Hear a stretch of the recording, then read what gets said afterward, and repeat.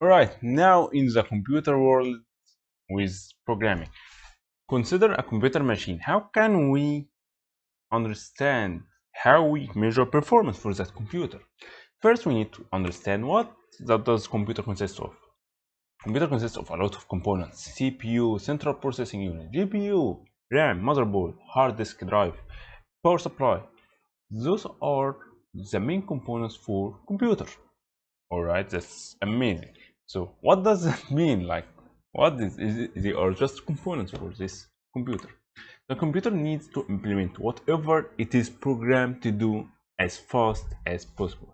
That's kind of why we program. We need to make it fast. We need to make it do what we need, what we tell the computer what to do. Like it just implements order. It just run order. We tell it, hey, do something, and that something should be done as fast as possible. In order to understand how can we measure fast, we need to know which components computer use. So out of those 6 main components that the computer usually use, it uses all those 6 components, maybe more, but basically those are the 6 main components. We need to focus more about what does it really use to measure the performance. So it mainly uses 2 main components: processing unit and RAM. Processing unit are 2 parts here: CPU and GPU. Central processing unit is short for CPU and otherwise, and GPU is short for graphical processing unit. The GPU is more for image processing, rendering, and these kind of heavy tasks that require a lot of cores and threads.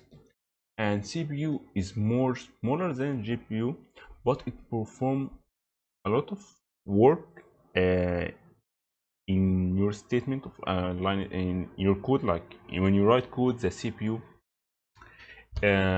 or GPU process those lines and implement whatever you require that program to do.